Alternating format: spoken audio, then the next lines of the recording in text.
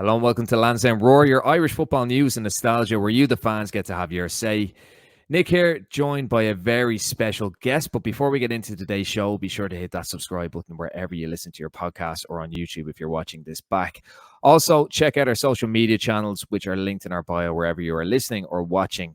So to launch into today's show, it's another year and another kick on. I'm delighted to be joined by Paul Behan. Paul, how are you doing with your lovely grassy background behind you? Yes, the grass is always greener. Hi, Nick. How's it going? How are you? Thanks for having me. Fantastic to have you back, Paul. Fantastic to have you back. It's kind of scary to kind of realize that this is the third kick on. Time is flying by. Obviously we're going to talk about the event a little bit later, but a new year and a new venue, which we are going to get into. But I think most importantly, Paul, because you are a football man as well as a Jersey man, what do you make of all this managerial stuff at the moment? Because it's the only thing on people's lips apart from KickCon at the moment. Yeah, well, it's kind of keeping KickCon down the pecking order in the news, so I'm not happy about on that front. I don't know. I wonder, is it like going to be a masterstroke and the FAI have finally got their house in order and there's going to be a surprise announcement and it's been kept under wraps. Doesn't seem to be any leaks. The betting market seems to be all over the place and then suspended. There seems to be contenders from left field come then declare non-interest, and it's turning into quite the saga, really, isn't it? It's bizarre. It's bizarre. It's frustrating. I remember when Trapattoni got appointed, and I think a lot of people forget how long that took. Now, it wasn't as dragged out. I think it was always a two-horse race, wasn't it? It was between him and Terry Venables, God rest his soul. And I think Steve Staunton maybe left around the November, and I think it was. Do you know how I remember this? I was on my midterm break in transition year, Paul. And I was on a school trip, and my mum actually texted me saying, "Oh, Italian manager, can't pronounce his name. He's gotten the job." But I remember that took a long time. So yeah, kind of similar. Have you been ruled out of the job yet, Paul? Because they're kind of going through the Irish public one by one.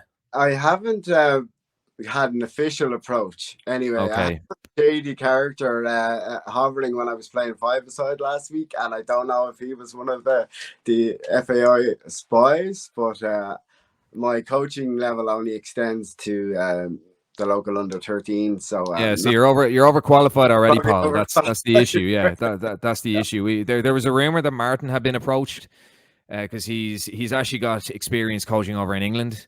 So apparently that kind of counts for something. And I won't go into too much, but now sadly not a vendor anymore, but someone who I think was due to be a vendor at KickCon. There was a very cryptic tweet that they might have had a little bit of inside information. Oh, I saw that. Are we allowed Yes. to talk about that? Because that tweet was subsequently very quickly withdrawn. So I don't know if that's someone said, please take that tweet down, or he realized the folly of his musings. Yeah, I think it's perpetuate that.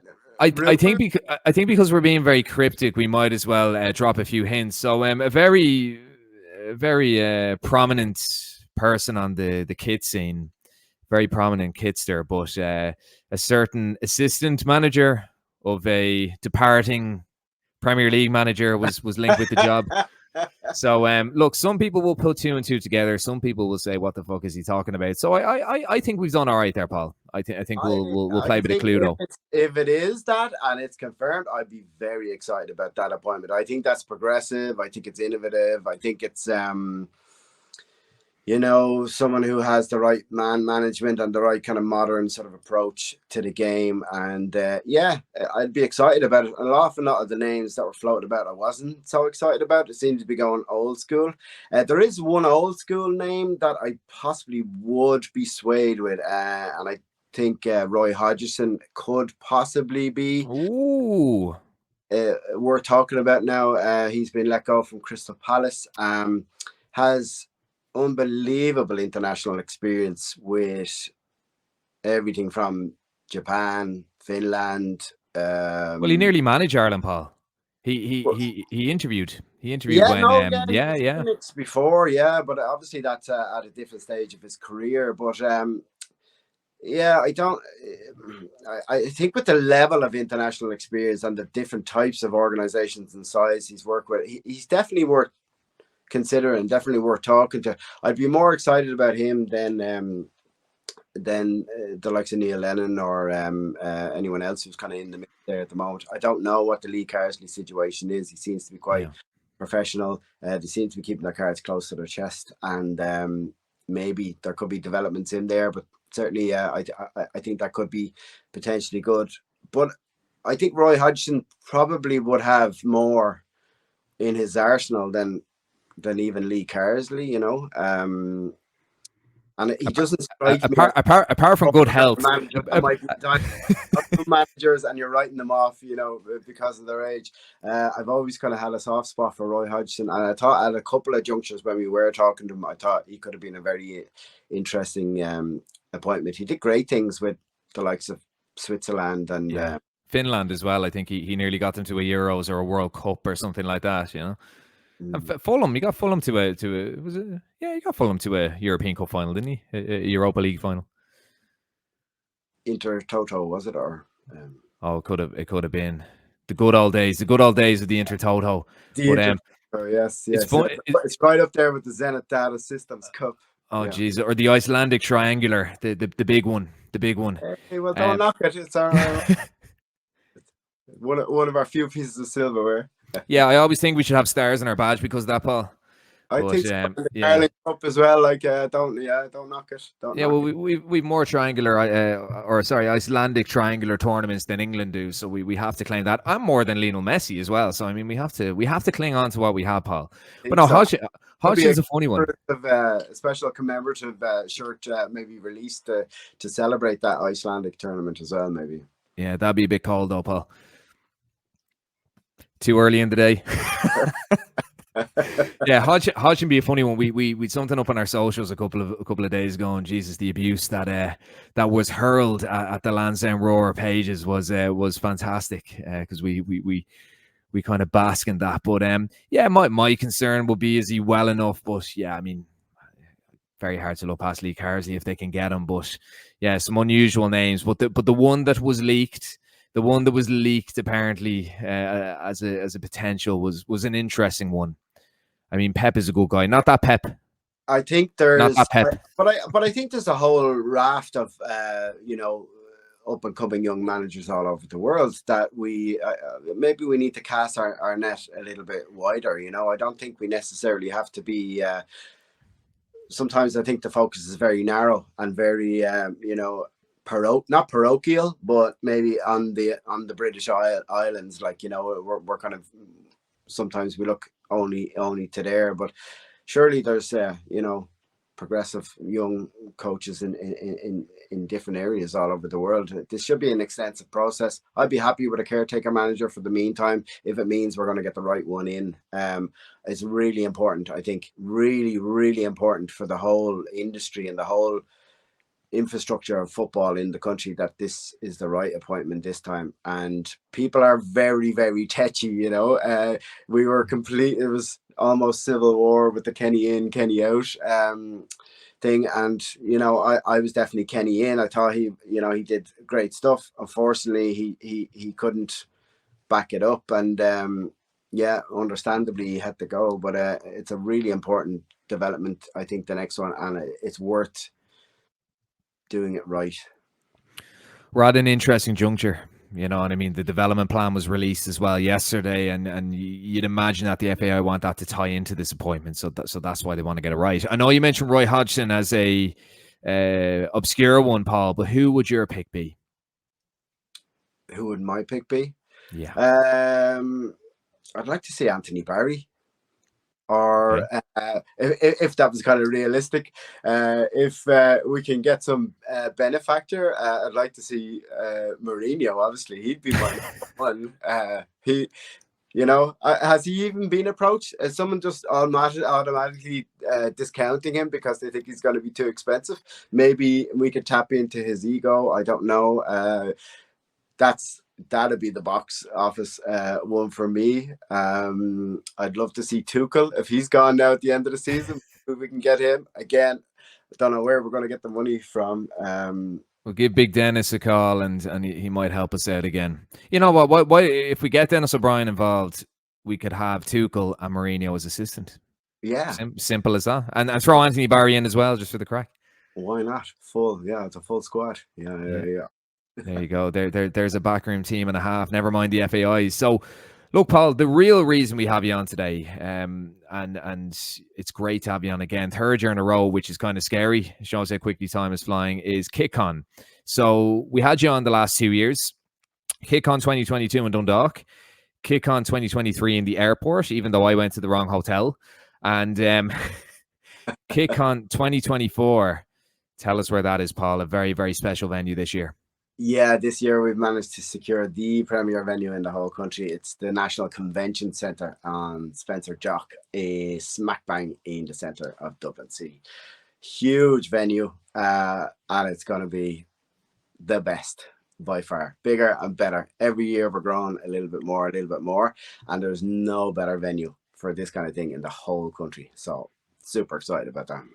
I mean, the last couple of years, it's been very, very special. I mean, Dundalk, it was a smaller venue, but nice and intimate. You know, some great speakers on the night, or on the day rather. I think I stayed the whole day. I actually couldn't leave. I was just so fascinated. Some of the collections were unbelievable, and then I bought a couple of jerseys as well. Had my Venezia jersey, and I won. Can you recognize this, Paul? I won this on the day. Guillermo Brown, Almirante Brown from Argentina, I would imagine. Just That's by the one. the shoulders, I can tell. Usually, Yeah. just And then stand up, give us a look. Yeah, there we go. Yes, I love it. I used to work in Foxford in Mayo, where he's actually from. So I had known a little bit about him. It's funny, he's not better well known in Ireland, but he's a massive historical figure in Argentina, and there's a number of different clubs named after him. He was the founder of the Argentinian Navy, and every city would have a street named after him, and he's quite the nationalist hero over there. And yeah, that is a club named after him, and that is him positioned on the front. So yes, I know that shirt well, and it looks great on you. Thank you very much. I mean, I was about 5 stone lighter when I won it. It's like a sports bra on me now, but look, it's good thing that we're not recording my full body. I do have trousers on, by the way, Paul. Just in case you're concerned. Just in case as content on your OF Lansdowne. Yeah. Only roars. We leave Dave to that one. That's kind of more his thing, you know, with his rabbit. But anyway, we won't go there. This is before 9 o'clock. So you know, we'll leave that to Dave. That's his expertise. But I mean, as I said, Dundalk was special. Last year it was Carlton Airport, wasn't it? Because I got the wrong. Yeah, because I went to the wrong hotel. But I had a great time. I was actually had a stand there representing the Green. Obviously, we're Lansdowne Roar now, but representing the Green Machine. Huge thank you to Adam, who is our sound guy, and Danielle, who is my fiance, who was selling stuff on the day. So it was great crack. Met some great people, and we'd had little deals with a few kit companies, you know, throughout the years as a podcast. You know, we'd had little kind of partnership deals and discounts and stuff. So Luke from Kit Launch Cork.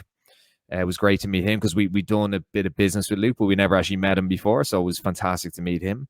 And, you know, it was just a really, really nice day, a great atmosphere, and great for football people and also Kitster. So just explain how much it has grown in the last couple of years, Paul, because it just seemed to expand last year. Yeah, well, it was almost double in size this year. Now it looks like it's going to double again now this year again. So yeah, exponential growth. There is over 1,000 tickets sold already, and normally it's in the last week or on the day that the majority of them are sold. So I can only imagine where we're going to go.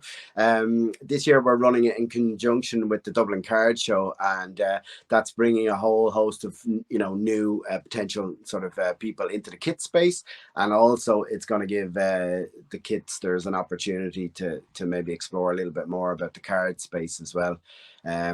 We have Tops, who have kindly come on board as sponsor, and the Soccer Card United guys have helped to kind of launch the inaugural Dublin Card Show. They've been going around to card shows all around the world over the last number of years, and they decided now was the time to have one in Dublin. So there's people, card enthusiasts coming from America, Canada, and all over Europe as well. And yeah, we had the opportunity to tie in with them, and it was too good an opportunity not to take. And we are opening a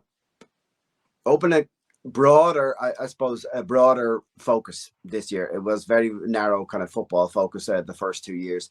This year we are going to have GA, rugby, cycling, bit of Formula One, bit of basketball. We have a sneakers guy coming. We have a bucket hats guy coming.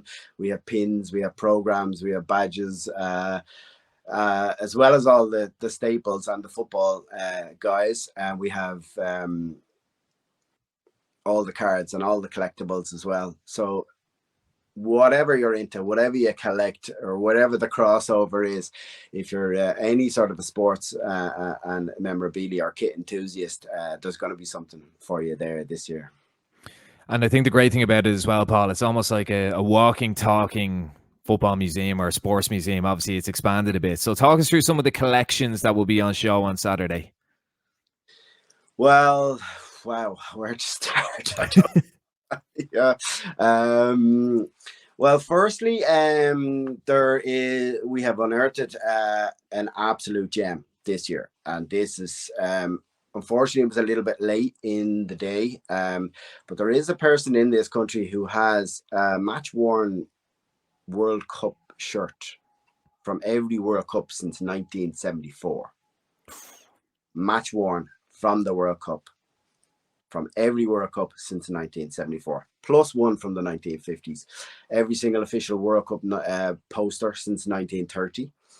Now we were trying to move heaven and earth to try and organize that full installation. It's not going to happen this year, but we are going to have a slice and a selection of it as well. And these shirts are, each and every single one of them would have a little museum exhibit all of its own. The one from 1974 is a Swedish player. His name eludes me at the moment, but it was in the game that Cruyff, it was Sweden versus Holland, and Johan Cruyff did the Cruyff turn for the very first time. Right. Okay. He has ones from like El Salvador, Honduras, Morocco, all these different nations that have competed in the World Cups over the last few years. So super excited about seeing that, even if it's just a small slice of that. Each of those pieces are going to be really, really cool. Our good friends over at the Irish Sports Museum have broadened out their collection after a bit of badgering, because the rugby is on the same day. They're going to bring Brian O'Driscoll's match-worn shirt against the All Blacks, Katie Taylor's world title fight shorts, a Formula One jumpsuit. I think it's Rubens Barrichello Ferrari jumpsuit. The singlets from the two Irish guys that have played in the NBA. Stephen Roach's 1987 cycling yellow jersey. The Kerry Adidas infamous shirt from the semi-final in 1997-98. And a whole host of other things, aside from all the football bits they're bringing out. Just really, really, really iconic pieces from Irish sporting history. Focused mainly on the sports that we love, so dearly, apart from soccer. And that installation alone, again, would be worthy of its own exhibition. So fantastic pieces to see there. And then we have loads of guys coming, a Cork City collection that is, every single cool 90s Guinness Adidas Cork jersey that you've only ever seen probably on the on the phone. You get to see them all in their glory. We've a Shells collection that's going back. No interest in that, Paul. We've no interest in that here. But look, beautiful Shells collection going over the past 50 years. We have a Bose collection that's better. Nearly 70 years. Some Bose pieces from the 50s and 60s. Just amazing stuff. We have Dundalk and Liverpool match-worn collection from Derek Pepper, and he has some of the coolest shirts, like Kenny Dalglish match worn FA Cup final shirt from 1977. You know, just whatever. You know, and all his Dundalk collection as well. Yeah, stretches back, I think, nearly 40, 50 years as well. Match worn Ireland kits and competitive ones against Ireland as well, and a whole host. No matter who you support, no matter what club you're into, whether it's 90s, whether it's modern, whether it's old school, it's going to be a feast for the senses. I think a big part of it, Paul, is the nostalgia factor. So, I mean, you mentioned all the different kinds of sports there, and obviously there's very impressive collections, but it's even just seeing a lot of these jerseys up close. It's jerseys that you would have seen on TV, as you mentioned, that you would have seen on the phone, and then all of a sudden they're there in front of you. And I remember I was looking at, I've collected a lot of the 2002 World Cup jerseys, and a huge amount of the Ireland kind of gear, like the training gear and the sock. I don't wear the socks, but I collect the socks and the shorts and the bits and pieces. And one jersey that I was always curious about, but I'd never found much kind of accurate literature, should we say, is the rumored the rumored Navy kit. So the rumored third kit for the World Cup. So what apparently was the story was that Ireland, as we know, play Saudi Arabia in the third group game, and both countries have green and white in their kits. So what the concern, I suppose, was that the Saudi away kit was very like both Ireland kits, because there was quite a bit of green in it. So the story goes that this Navy jersey was brought out for Ireland to wear in that third game. Now, as it transpired, I think the Saudis had an alternative kit themselves, an all white kit, and they were able to wear that instead. But I remember Barry Rojak, I was chatting to him about it, because he could see me drooling over the jersey. And I remember thinking, geez, I don't know much about that. Now, since then, that story was kind of quashed, which kind of ruined my hopes and dreams. And I nearly bought it that day, Paul. I very, very nearly bought it. The issue was I was a large at the time. I'm probably a triple XL now. And there was and there was only a medium. And I was like, oh, I said, I don't know. I said, because this is one I'd actually like to wear to games and obviously take care of. And I opted against it. And then about a month later, I was on Dundee trying to get one. I remember being in Spain. There was one down in Wexford, and he basically had to have it to me by the time I was still in Spain. So I didn't get it anyway. But then I think it was about a year ago, I managed to track down the jersey in the UK, and thankfully I'm the proud owner now. But it's the story behind the kits as well that can be a fascinating kind of adventure at KitCon, can't it? Because there's so many storytellers there, and there's so many people with such great kit knowledge. Yeah, and that's, everybody has a different graph or different types of shirts and different reasons for liking them, ranging from the aesthetic of it to the match it was played in, to the player who worn it, or the controversy surrounding it. I've always had a soft spot for the orange shirt. Basically purely on because it's fluorescent orange. That was the main reason. But when I kind of heard more about the INLA heist and the subsequent sort of fallout from that, and then us having a Macedonia wearing it, and Roy Keane's Barnett wearing it, is when you go disturbing. Google it online, the first picture that pops up is Roy Keane looking even probably more menacing with that hair than the shaved head. So, and then I actually got to sit down with Aon O'Riordan there the other day. I'm making a series of videos about Irish kit collectors and their collections. First one is due to be released today, so check that out on YouTube as well. Kitbox Collections.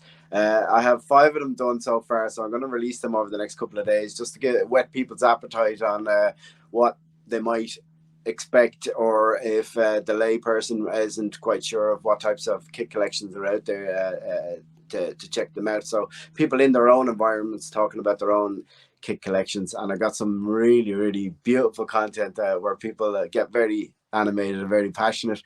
But Aon actually has Keith O'Neill's actual shirt from that game.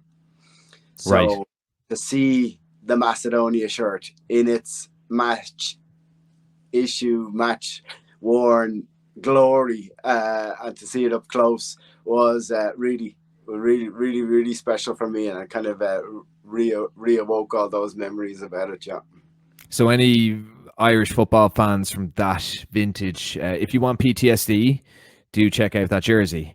Okay, do check out that jersey. So it's some of the bad memories as well. Even a random one, but I remember seeing like the Spanish jersey from 2002 and being like, "Oh Jesus, that's the team that knocked us out." So some fascinating collectors. Any speakers this year, Paul? Because we were blessed with some really, really good speakers last year. One that I particularly enjoyed, and it's important we give them a shout out because they are our host recommended podcast on Spotify, and that's the boys we've seen. What speakers have we got lined up this year, Paul? Well, if the boys we've seen are watching this,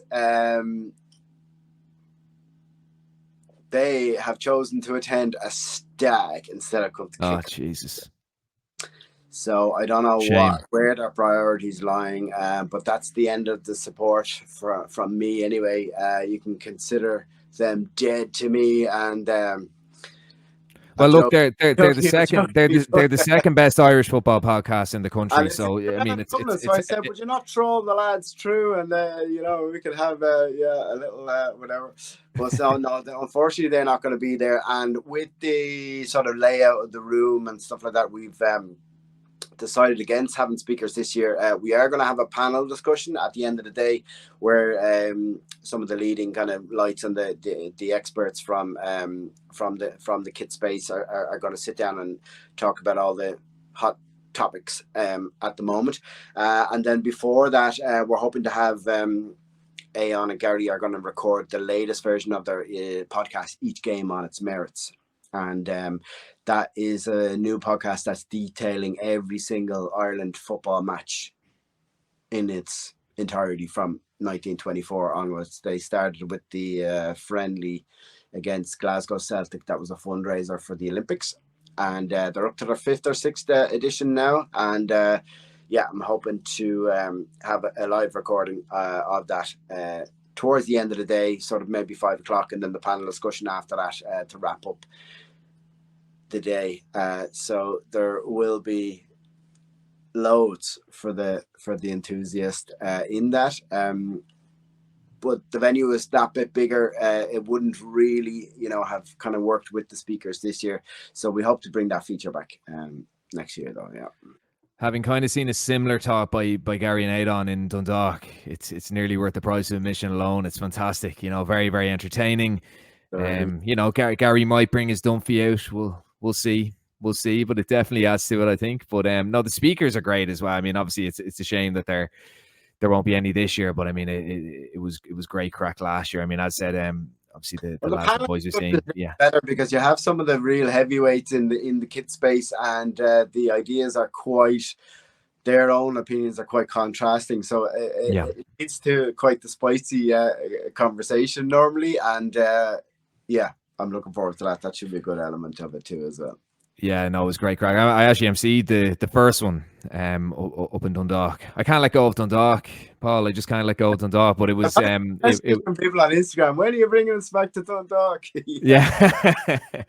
feeling discriminated against now, but it was great crack. And as you said, the contrasting views, and actually the contrasting generational views as well. And then there was a number of people there, and they were saying, well, I wasn't born for this kit, but I can't stop wearing it to Ireland games and that kind of thing, which is brilliant. Kind of similar to myself in a way. I love the retro kits. I'm very critical of the modern world and very resentful of the modern world. So I think jerseys and kits, they're definitely a step into the nostalgic aspect that I mentioned earlier, and the step back into better times. What for you, Paul? I think I ask you this every year when you're on, but what for you makes the perfect kit? The perfect kit. Oh my goodness. It's like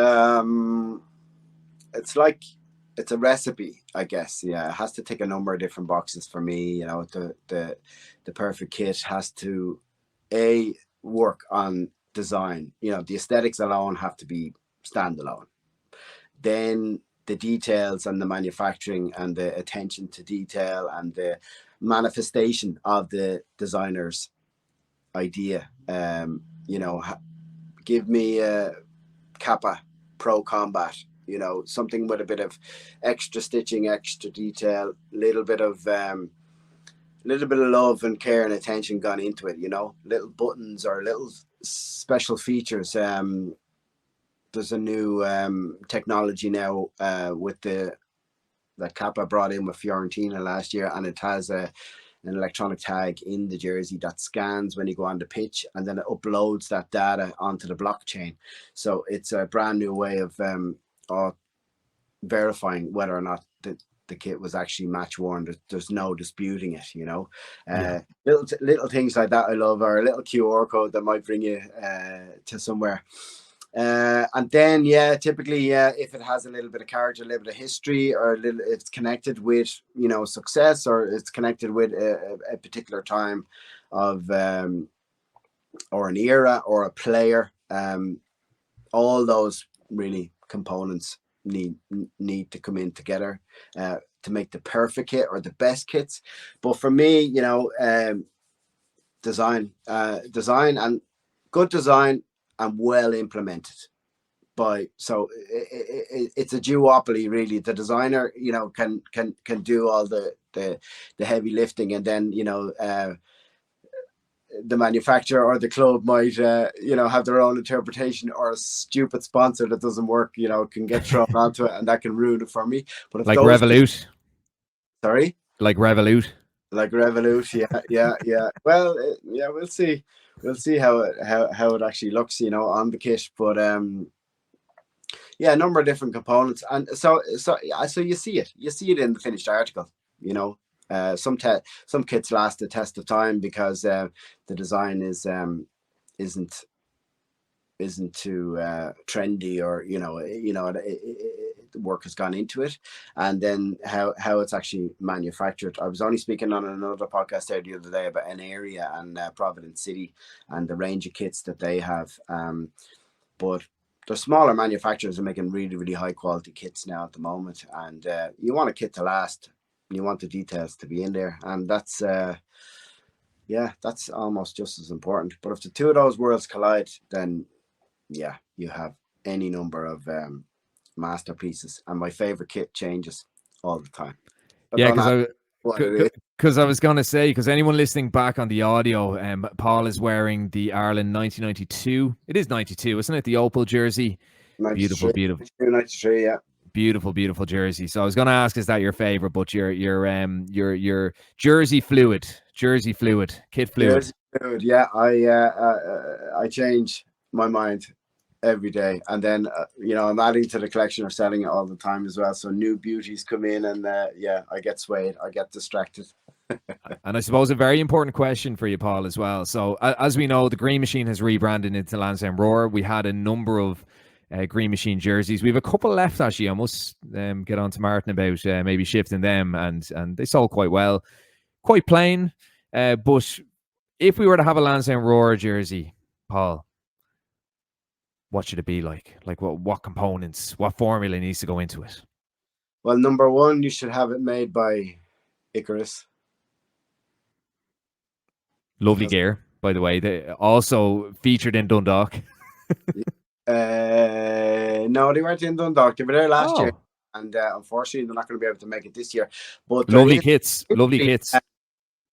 Potentially a spin-off roadshow that we're looking to implement. So if anyone can't make it to KickCon and they're stuck at different places around the country, we are potentially looking at doing some provincial sort of roadshows over the next few months, and bringing it to Munster, Connacht and Ulster, and tying that in with a five-side football tournament, and hoping to get Icarus on board for that as well. So if you enter the competition, you get a custom designed kit to represent, and then that will feed into KickCon 25, where we'll have the KickCon Cup final to see who is the greatest five-side team in the land, and maybe Lansdowne Roar could be the new Brisbane Roar, or what was the name of that soccer team that had Roar? Brisbane Roar, that's the one. Yeah, we'll have to team? Well, yeah, Brisbane Roar. We'll have to enter a team, but yeah, the So Icarus we need stuff. to I mean, make a check. mock-up of similar to Brisbane Roar, but obviously Yeah, tailor the color palette to the Lansdowne Roar logo, and yeah, leave it in the hands of the Icarus designers. they're lovely jerseys, aren't they? Like I follow them on Instagram, and they're just lovely kits. They're very unique. So do check them out on Instagram anyway, because that's where you'll get a good bulk of their gear, and they do a lot of kind of obscure teams, kind of lower division teams, and that kind of thing. But work of art, as I said. Paul, before we let you go, how can we get to KickCon on Saturday? How can we buy tickets? How can we get there? Fire away. Yeah, well, as I said, we're running it in conjunction with the Dublin Card Show, so you can check out DublinCardShow.com, or you can check out KickConEire.com. You can follow at Dublin Card Show on Instagram, or at KickConEire on Instagram, Twitter, or Facebook. Tickets are available on all those links or on the website.